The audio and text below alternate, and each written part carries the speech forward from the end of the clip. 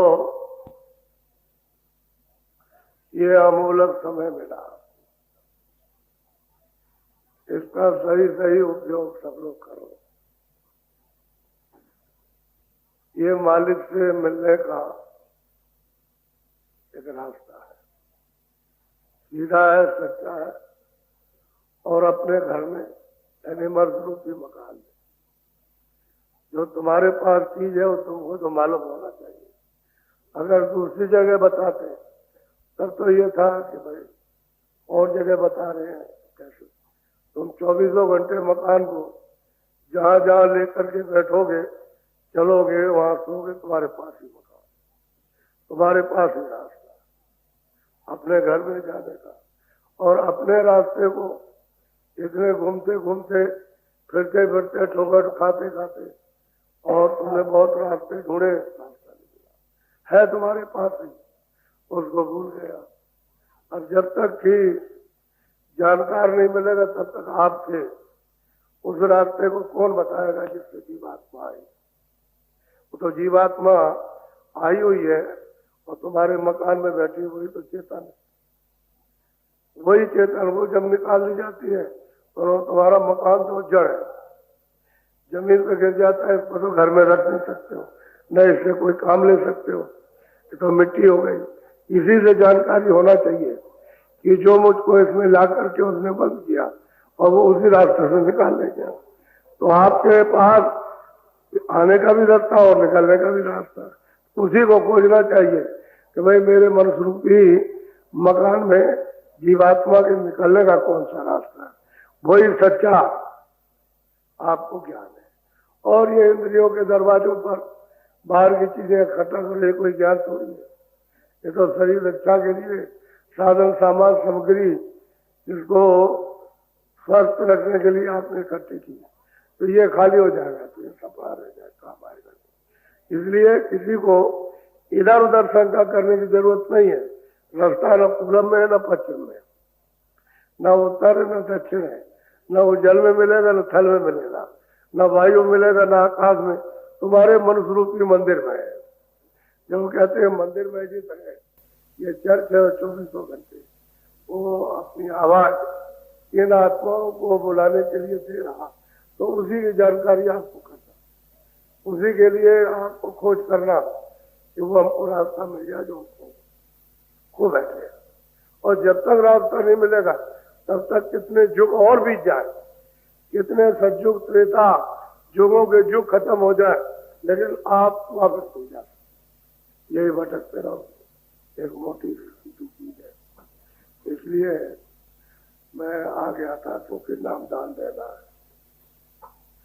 आज तो समय हमारे पास और आपके पास भी कम है। आज 19 तारीख अंतिम दिन है, तो लोग जाने की हम तैयारी करेंगे। तो जाने की तैयारी में तो आना और जाना, तो सब लोगों का समय उसमें चला जाएगा। इसलिए सत्संग थोड़ा सा पहले रखा कि पहले इनको सुनने को मिल जाएगा। ये बात है कि आपको अपने अपने घरों में जाकर जो भजन का रास्ता आपको बताया या पहले दिया, आप दिया, उसका भजन हर रोज करो। एक बात ये निश्चय करो कि मुझको अपने मकान में मनुष्य रूपी तन में रोज बैठ करके भजन करना है घाट पर, और आंखों के ऊपर घाट है। यही अपने मन को और बुद्धि को, चित्त को रोक करके और सूरत का, जीवात्मा का साथ देना। जैसे ही आपने साथ दिया वैसे ही आपका काम इस मंदिर में कमाई का शुरू हो जाएगा। जब कमाई तो फिर आपको मिलने लगेगा।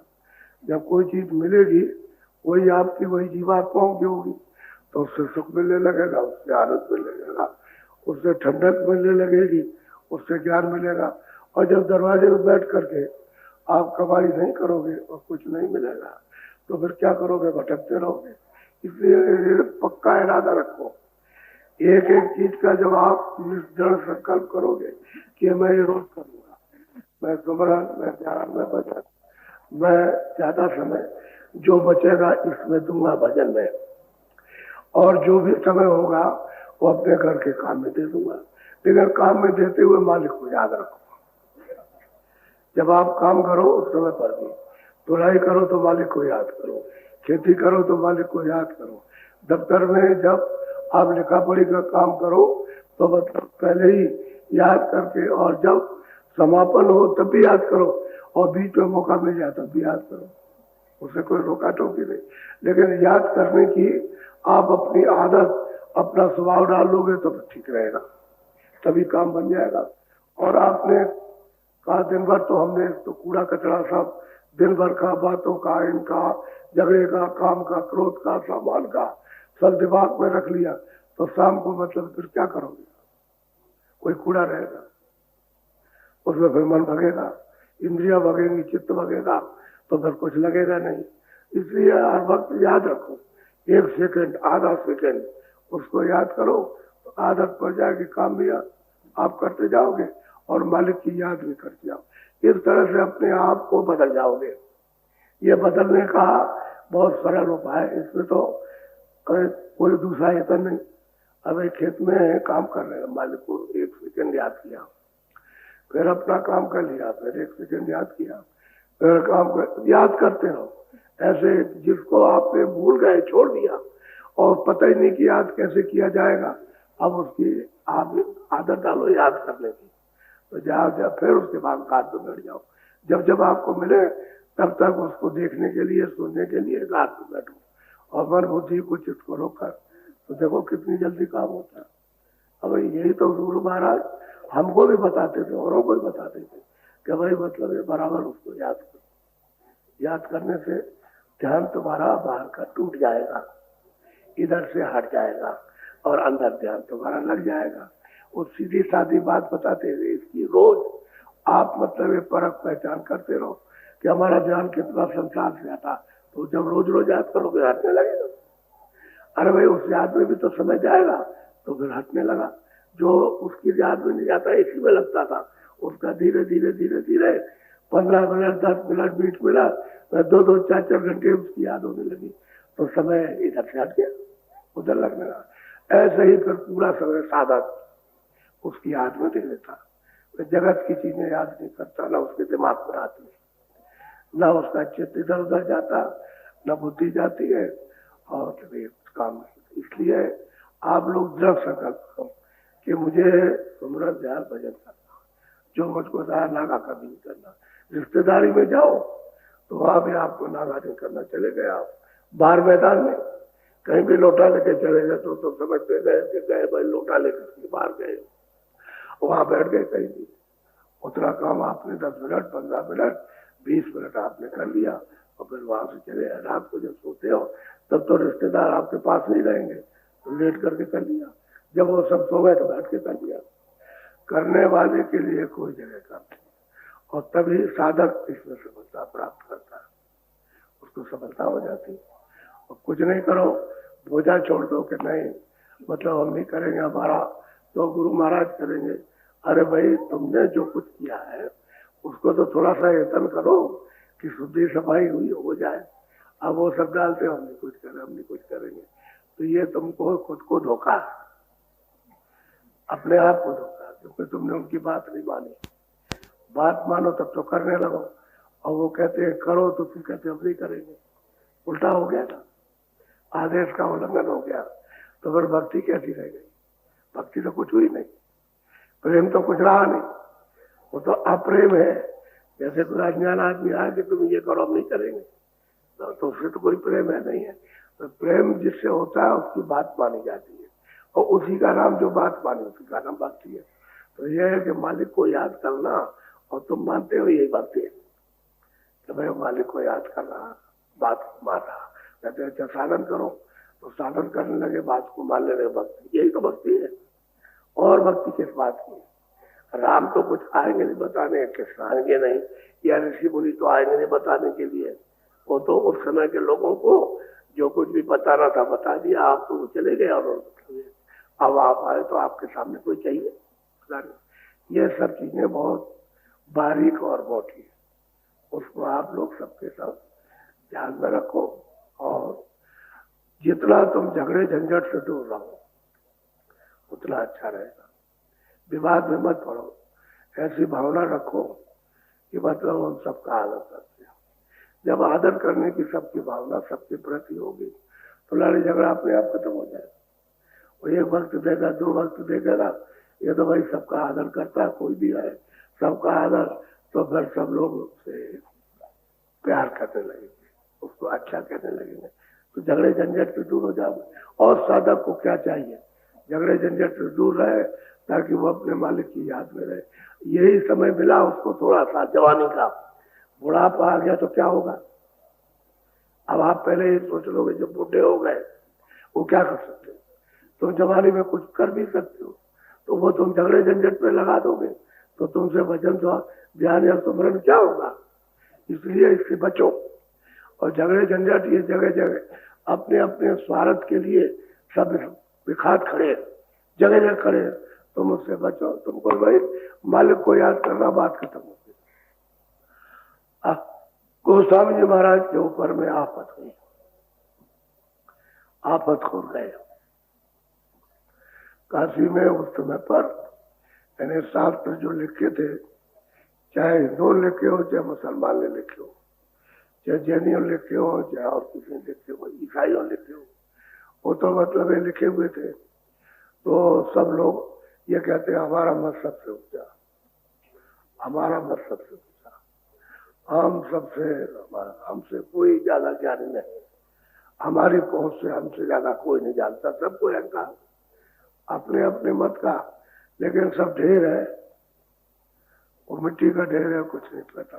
ऊंट कहता है कि हम सबसे बड़े, जब वो गया पहाड़ के नीचे तो गया, पहाड़ तो बहुत ऊंचा, हम तो सोचते थे हम ही पड़े, ठीक ऐसा ही है। तो काशी में सब विद्वान, एक एक जितने भी विद्वान नामित है सब इनके पास गए और सब जाकर के टकराए। लेकिन जब ये हार गए, सब पंडित सबके सब हार गए, एकदम परास्त हो गए और चुप हो गए। और कह लगे चुप रहो तुम लोग, तुम कुछ नहीं जानते हो, हम सब कुछ जानते हैं। उन्होंने कहा तुम शास्त्रों क्या जानते हो? हम जानते हैं, शास्त्रों में हमको कुछ नहीं मिला, तुमको क्या मिलेगा शास्त्रों, चुप हो जाओ। तो पंडितों ने, विद्वानों ने सबको चुप कर दिया। जब चुप किया तो क्या कहने लगे सब लोग, ये भी नास्तिक हो गए, ये पंडित भी अब नास्तिक हो गए, समझ गए? उनका रंग रोगन पे चढ़ गया। और विद्वानों को काशी के वासी कहते ये नास्तिक, इनके पास कोई बच जाओ, पंडितों के पास। जब उनको कोई चीज मिली तब इनको चुप करना चाहा, तो मतलब इनके कोई नहीं गया, इनके पास कोई नहीं संभाला। अब ये तो सब अपना लग गए, इनको तो वस्तु मिल गई। तो जैन मत के लोगों को समझाया कि आप सब मत तो बहुत ऊंचा है। तो जैन मत के पूछे, उनसे प्रश्न कर लगे तो बताया, समझाया। आप जरा गोस्वामी महाराज की चीज को सुनिए ध्यान से, बोलो, बहुत ध्यान से सुनिए। इन सबको उत्तर दे रहे, सब पंडित बैठे, सब जैनी बैठे और बहुत से मुसलमान बैठे हुए, और ये तकी मियाँ वहां मौजूद है, मस्जिद से, हाँ वहां मौजूद है। वहां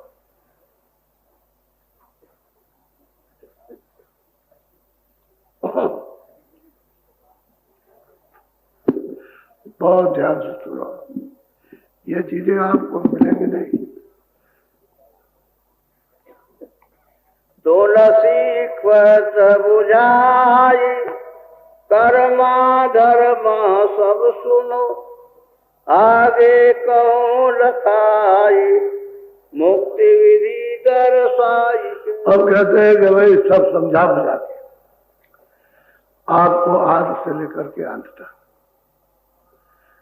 और मुक्ति क्या है उसको भी याद। और कहते हैं इतना ही नहीं, तुमको दिखाएंगे। लखाएं का मतलब दिखाना हुआ जाके कि ये मुक्ति है। ये सब तुमको सुनाता हूँ, बताता हूँ। बहुत प्रेम प्यार से सब बैठे, और सब जितने बैठे हुए उनको भी कह रहे हो।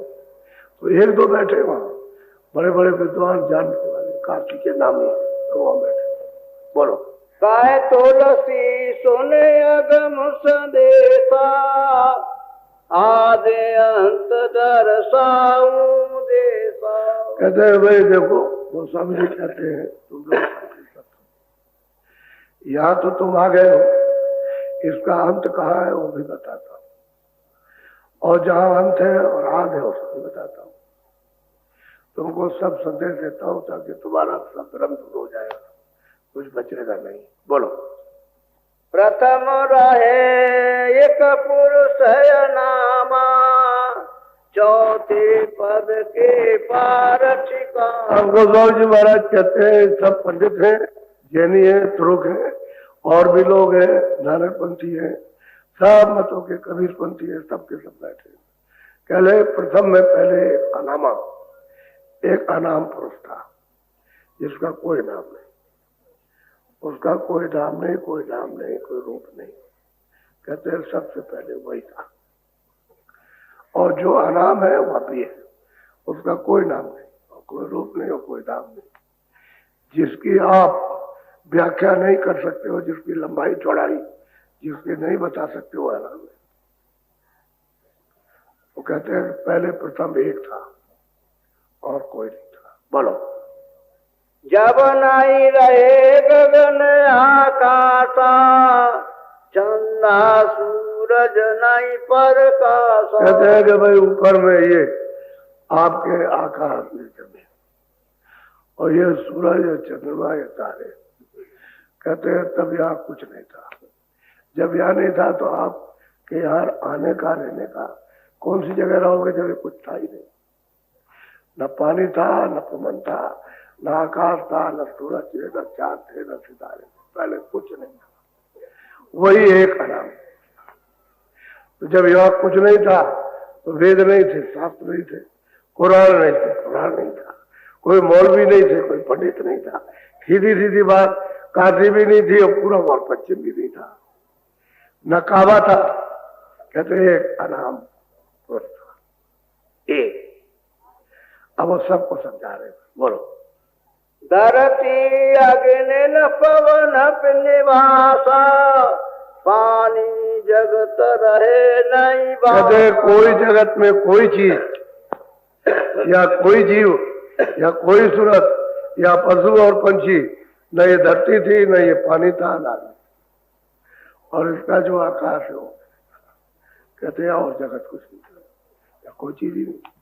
जब यहाँ कुछ था ही नहीं तो आप क्या यहाँ करते, किस पर रहते, कुछ नहीं। एक अनामी पुरुष था, एक ही के लिए कहते हैं अनामा।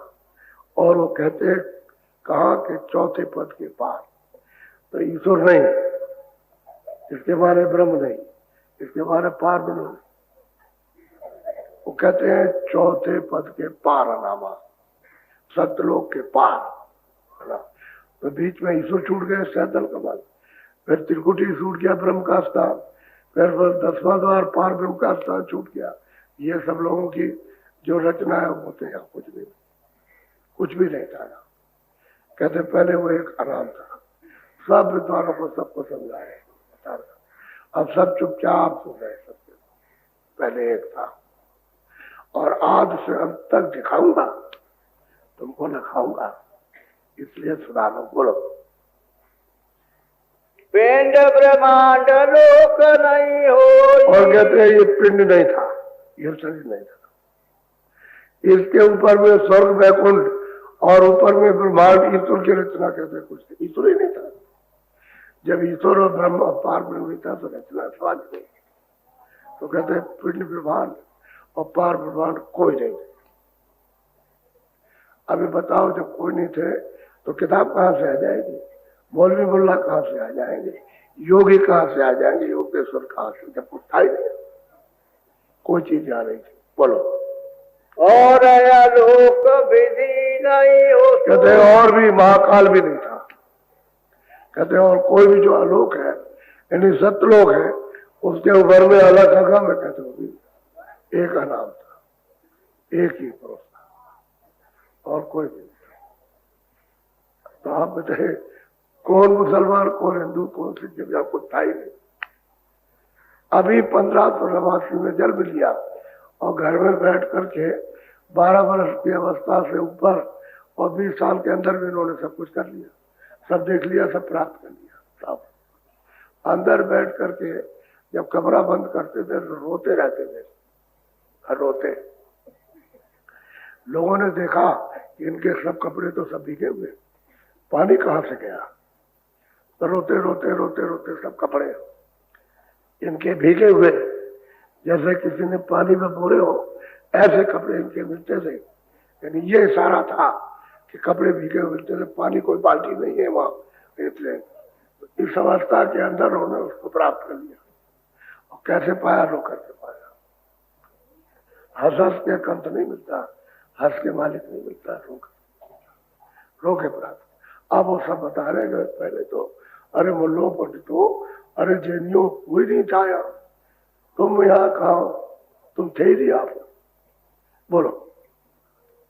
चौथा पद रचना नहीं ठानी। और वो कहते हैं कि चौथा पद यानी सतलोक पद, जहाँ सत्पुरुष रहते हैं, जिन्होंने ये सब कुछ उन्हीं का, ये सब कुछ है उन्हीं का पसारा है। कहते हैं चौथा पद भी नहीं था।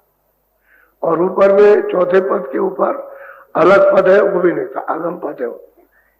एक अनामी था, वो एक ही था।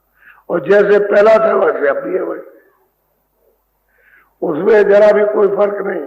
जैसे पहले था वैसे अब भी उस तरह का, उससे कुछ पहले कुछ नहीं था, एक ही था।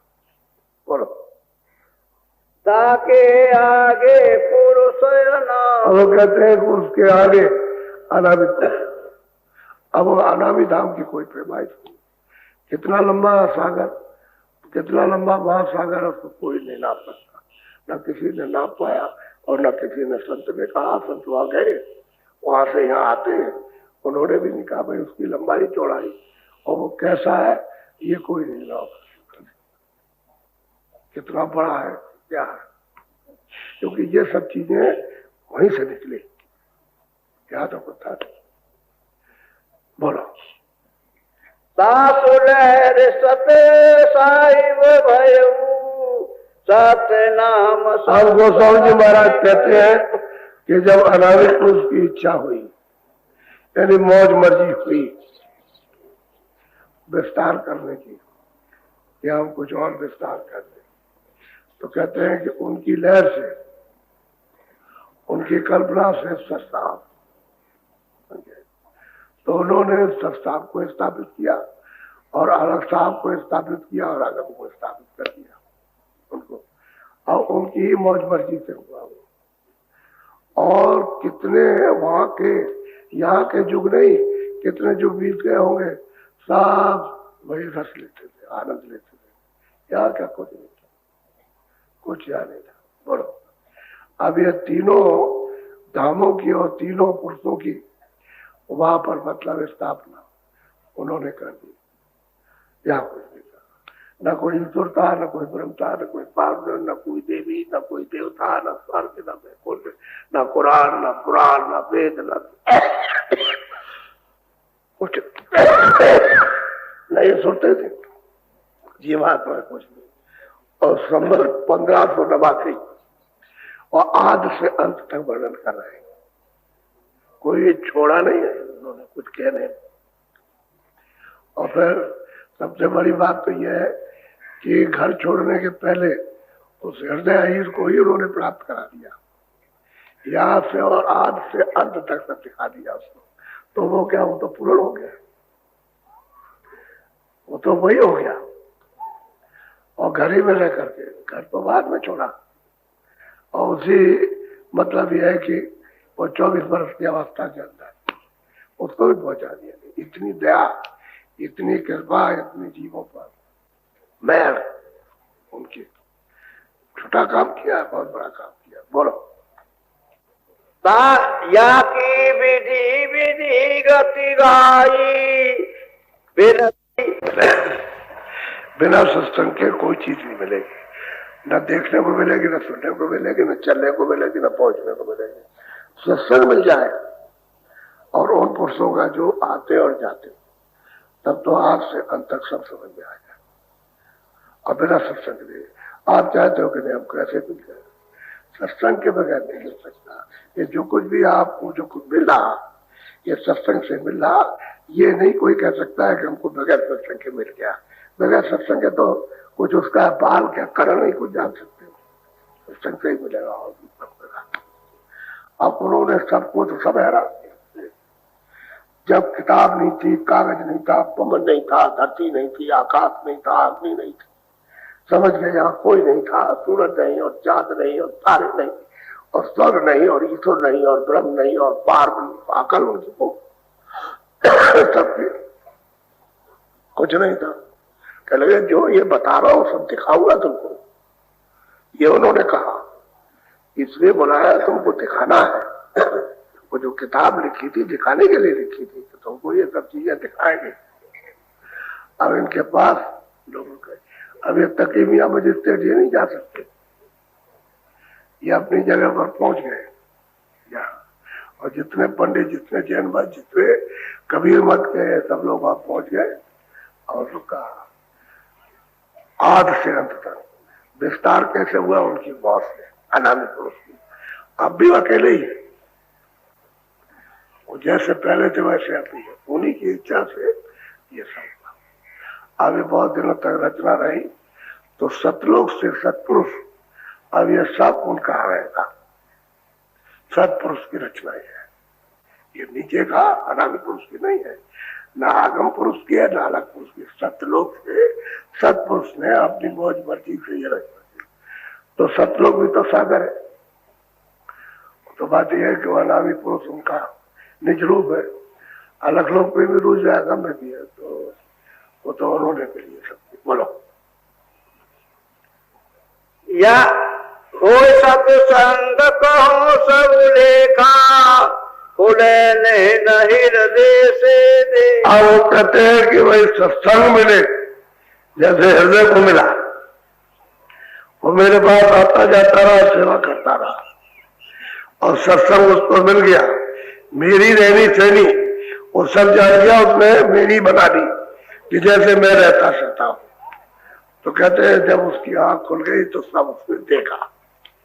पहले उसको कहते हैं हृदय में सब देखा, हृदय को पहले मिला, इसने देखा उसको। सबसे कह रहे हैं जिसको तुम मारने जा रहे थे ना, ये मार दो, जान से मार दो, इसने सबसे पहले देखा। जब नेत्र खुल गया, आंख खुल गई, कान खुल गए तो सब चढ़ के देखता।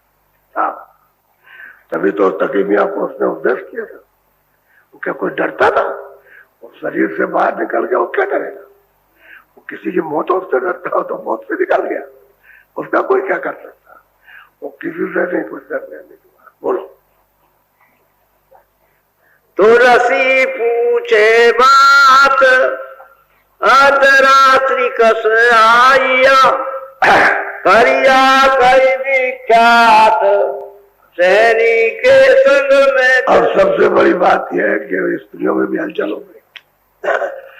ये भी उन्हीं के साथ, पंडितों के साथ, जैनियों के साथ ये भी आ गई। स्त्रियों ने अपने पतियों से पूछा कहाँ गए थे, तो कह लगे मैं वहां गया था नदी के किनारे, और जिसका ढंढोरा पिटा था कि वेद कुरान पुराण ये नहीं मानता, गंगा जमुना, उसके पास गया था। तो उन्होंने पूछा क्या है, कह लगे कि ऐसी चीज भी है कि वो कहीं नहीं कभी मिलेगी नहीं। तो वो तो बेचारी दान पुण्य करती थी, स्त्रियां धनाढ़ थी, तो दान पुण्य करती थी, तो पकी हुई थी। कह लगे तो तुम हमको बगैर हमारे हमको क्यों नहीं लेकर के गए? अब उनको आग लग गई। तो वहां मतलब यह है कि गए, जाकर के दर्शन किया, जिसको जैसा मौका मिला अपने अपने पतियों से चोरी करके और चले गए। वो गए और जाकर के उनके दर्शन किए और उन्होंने सब कुछ जो कुछ कहना था कहा। गोस्वामी जी महाराज ने सुना और उनको बैठाल के बता दिया कि ये रास्ता है, तुम जाओ घर में करो जो कमाई करना, यहाँ आके सुनाना, जाओ। उनको बताया और फिर कमाई करने लगी।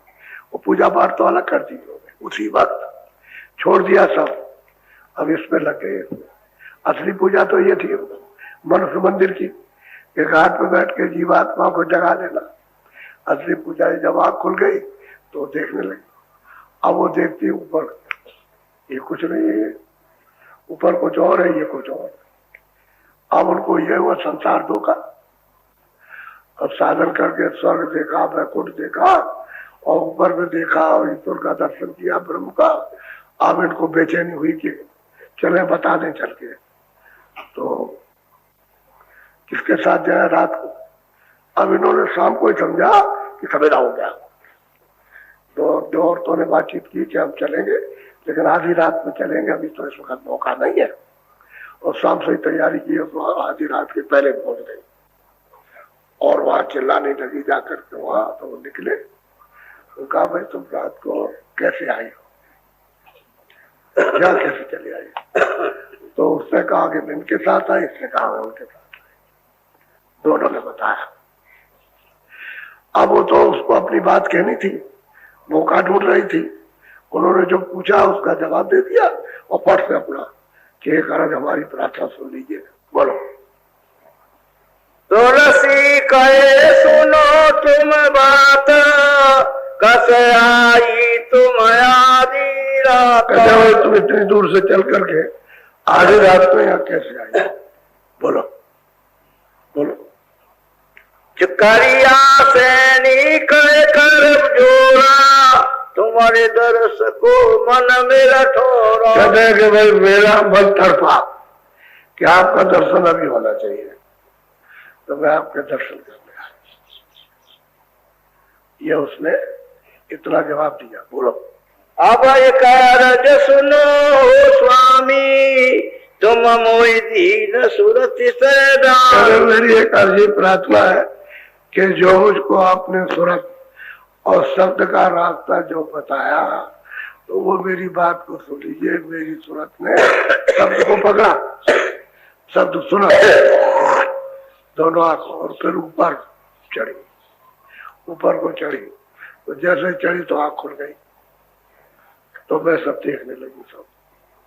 अब ऊपर तो खैर अंधेरा है नहीं, वो तो अंधेरा इतना ही है बस।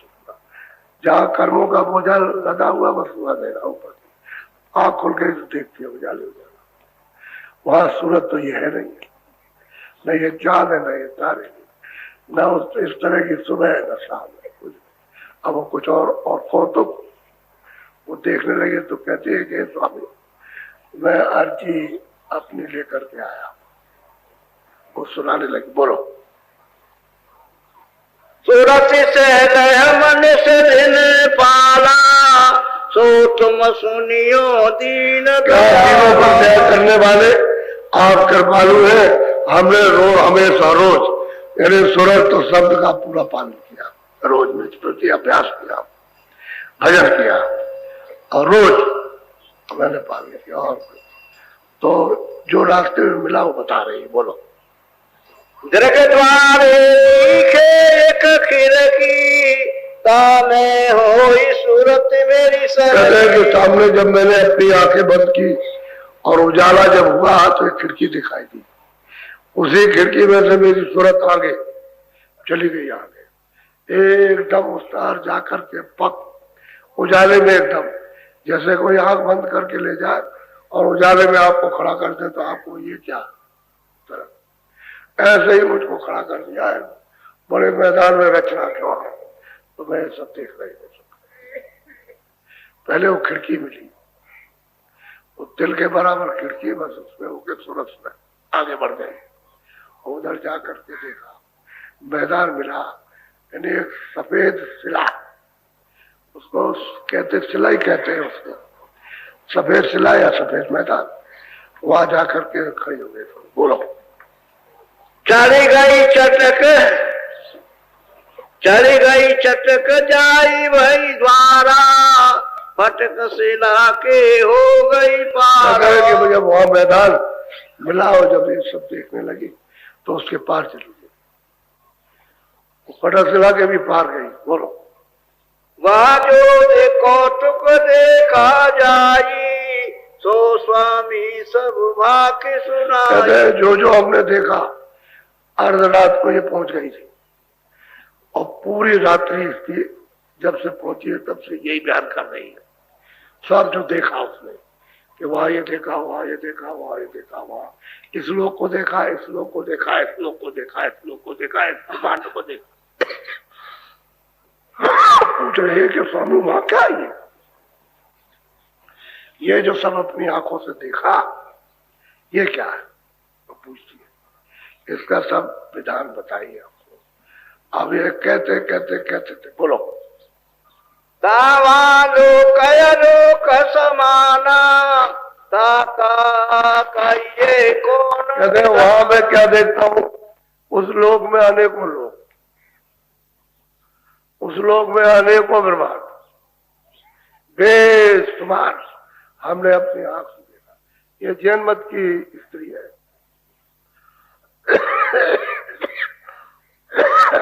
इसके पति पहले आ गए थे और ये पीछे से आई। कहते हैं उसका सब उसका हवाला बताइए, क्योंकि पहले तो उसने कभी देखा नहीं था। अब कृपा हो गई। कहते हैं आप दिनों पर दया करने वाले दयालु, दया के सागर, वो सब जो हमने देखा वो सबको बताइए। उसको देख रही है, अपना सब सुना रही है। आप क्या मतलब इसी वस्तु के प्राप्त करने के लिए आपने जन्म धारण किया था और उसकी खोज आपने नहीं की। ये तो मनुष्य मंदिर है, इसके पास इससे वो करके तो सब कुछ मिलेगा, और इसको छोड़ दिया तो इंद्रियों के अंधेरे घाट पर आ गए, भिखारी घाट पर, और वहां आनंद खोज रहे हो। आनंद वहां कहाँ मिलेगा? बोलो।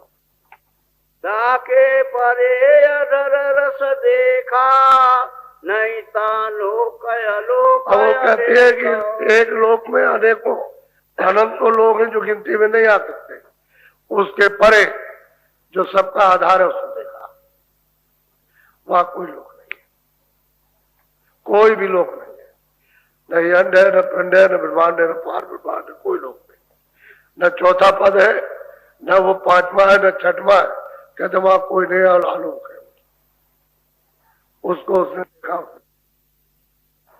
वही मतलब ये कि 25वें साल पहुंचे और 2 ही साल में हो गया।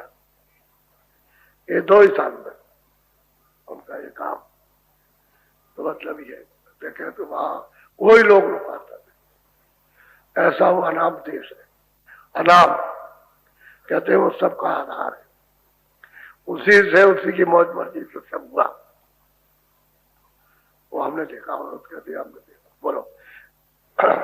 जो निज नैन रख के जानी मुक्ति भरे वहाँ को। और वो स्त्री कहती है कि स्वामी हमने अपनी आंखों से देखा कि ऐसी अनंतुम मुक्तियां उसका पानी भरती है। उसका नाम कहते हैं वहां मुक्ति। तो जब कोई लोग वहां नहीं है सब, उसको हमने वहां कोई लोग उस लोग को देखा जाता है। उस अनामी पुरुष को जो सबका सृजनहार है, उसी के तो उस कांड में उन्होंने महिमा की। एक अनिया अनामा और कुछ नहीं था, पहले वो अकेला ही था। उसी तुम्हारे रामायण में लिखा एक अनिया अनामा अक्षरानंद प्रभु धामा, समझिए उसी में लिखा हुआ। और एक ही था पहले। अब वो स्त्री कहती है वो एक ही, वहां कोई नहीं, कोई लोग लोकांतर है। कहते वो सबके परे है। बोलो। असस कहत राति गई बीती मन पर पीत काल सो। जगह तो विश्वास हो गया। ऐसे कहते कहते उसको कहते रात बीत गई, उजाला हो गया, सूरज निकल गया। बजा होगा नौके करी। आधी रात से बात इनके साथ हो रही, सब ब्रह्मांडों का समाचार पूछा जो देखा उसने। वो स्त्री सूरत ने मनुष्य रूपी मंदिर में बैठ करके देखा। वो सारी रात पूछते रहे वहां ये वहां उसका क्या है, वो वहां देखा तो ये क्या, वो देखा। वो तो आपको सीधा सीधा बता दिया। सारी बीत गई और दिन चढ़ आया। तभी ये हुआ क्या, तो सवेरा हो गया। वो तो दिन चढ़ आया, बात तो तब खत्म हुई और खत्म होने वाली नहीं थी। और कुछ पूछ रहा था। सब रात बीत गई। बोलो। अब विश्वास हो गया। मैंने काल को जीत लिया। अब काल की हद के परे हो गई। अब हमारा कुछ नहीं कर सकता। काल कुछ नहीं कर सकता, निकल गई पार। इसी समुद्र को पार करके और सब लोगों को पार करके पहुंच जाए तो बस जीत गया। बस तो आए और जाए, आए रोज आए रोज जाए। इसलिए तो सतयुग में जब सुरतें यहाँ बैठती थी तो नाम को पकड़ के आई थी, अब नाम को पकड़े बैठी थी, रोज चढ़ जाती थी और रोज ऊपर जाती तो उतर जाती, ऊपर जाती उतर, छिन जाओ छिन आओ, ऐसा रास्ता। पहले अब तो पद प्रतीत विश्वास हो गया कि पार उतर गया। अब तो जिसे पाना था उसको पा लिया, उसका तो काम हो गया। यही काम करना चाहिए था। तो ये देखो ये है वो है, इसमें झगड़े ऊपर, ये क्या है? अभी चला जाएगा सब झगड़े पड़े रह जाएंगे, सब सामान पड़ा रहेगा और सब तुम्हारी बेइज्जती को इज्जत नहीं। बेइज्जती के स्थान पर तो बेइज्जती है, इज्जत का क्या? इज्जत तो तुम्हारे बनावटी। इज्जत ये है कि अपने घर में पहुंच चलो, जो कोई तुमको सताए नहीं, कोई मारे नहीं, कोई पीटे नहीं, 84 न ले जाए न नरकों में ले जाए। अब वो तो इसकी इज्जत बन गई। क्या तो जात को जीत के आप कुछ नहीं हो सकता। अब तो ये औरों का भला करेगी। अब इसको तो पूरा सामर्थ्य, पूरी शक्ति इसको प्राप्त हो गई, किसी तरह की कमी इसमें नहीं। जिसको चाहे उसको पार कर दे, जिसको भी चाहे। बीच में बैठ करके कई एक लोग मिले, ही ने काम कर दिया, उनके बाद तो बाद में पहुंचाया कि मैं काम किए देता हूँ, तुम जाओ, तुम्हारा तुमको है, वही सब कुछ करते हैं, उन्हीं की कृपा से होता, कुछ नहीं करते। तो काम कर दिया, उनके पास पहुंचा दिया। ये तो साधक इस तरह के होते हैं। साधक भी तो पूरे ही होते हैं, अगर गुरु के सामने कुछ नहीं कर सकते। बाकी तो वही उनके पास। बोलो। बोर भयो जब आज्ञा लीनी, सूरत उठी गगन तब। अब क्या, तो सवेरा हुआ आज्ञा ली, अब सूरत तो आती और जाती और आती जाती। अब क्या छिनाए छिन जाए, छिनाए छिन, काम उनका बन गया। ऐसा वक्त तभी तो मैं कहता हूँ भाई तुम्हारी आंख तो इधर है, काम तो इधर है, ये बाहर के काम है, बाहर की आंख है। ये तो शरीर की आंख है, शरीर के काम, अंदर की आंख तो अंदर है। उसका रास्ता अंदर इतना साफ साफ तुमको समझाता हूँ और तुम्हारी अकल में बिल्कुल नहीं बैठता।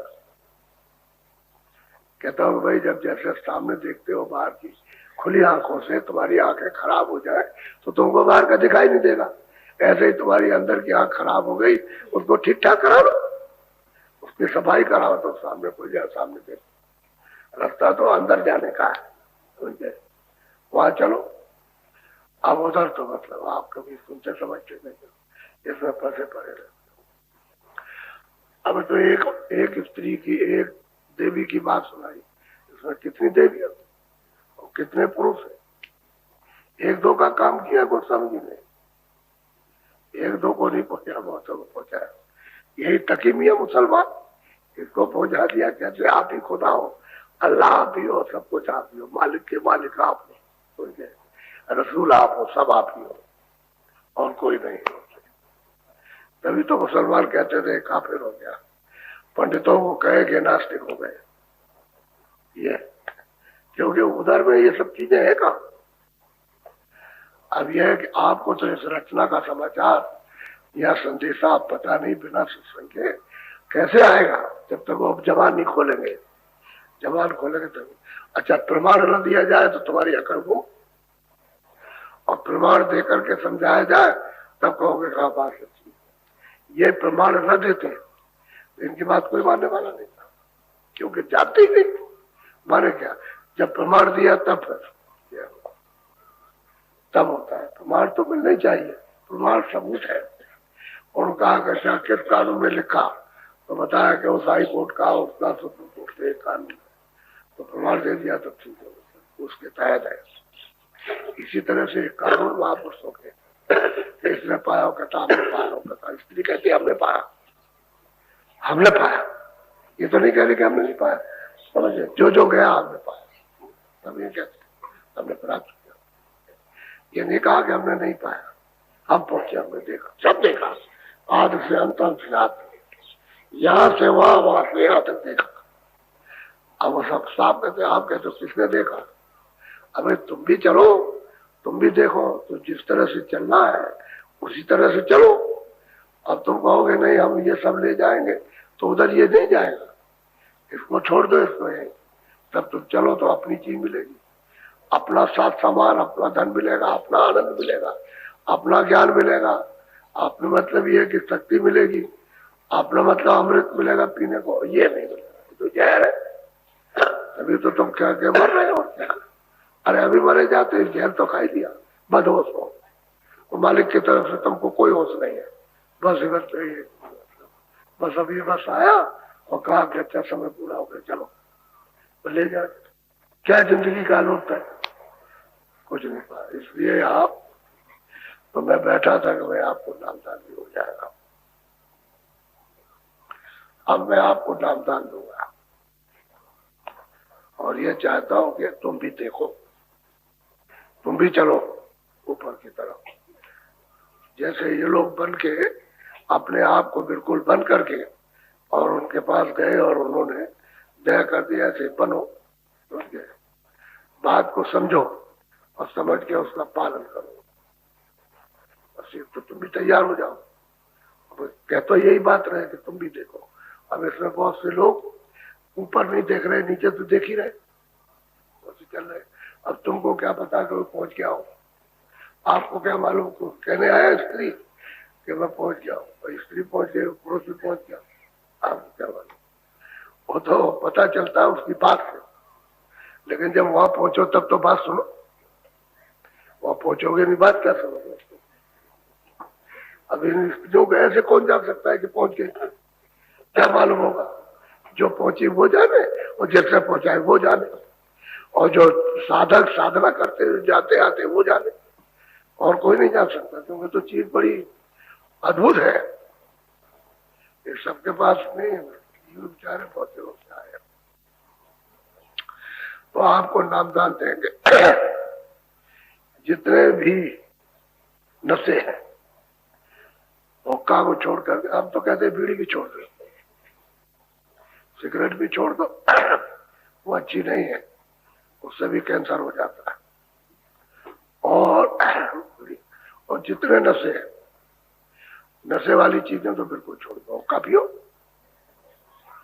यही तुमको होगा। जब इतना विकास हो रहा तो लोगों से कहो कि भाई ऐसी चीज तैयार कर दो कि उसके ऊपर में हम ढक्कन रखें तो हमारी तंबाकू में आग लग जाए, गर्म हो जाए, तंबाकू में गर्म हो जाए, तुम जोर से पानी भरे रहो उसमें हुक्के में और पियो, तर तर करके पियो, तो तुमको कोई नुकसान नहीं।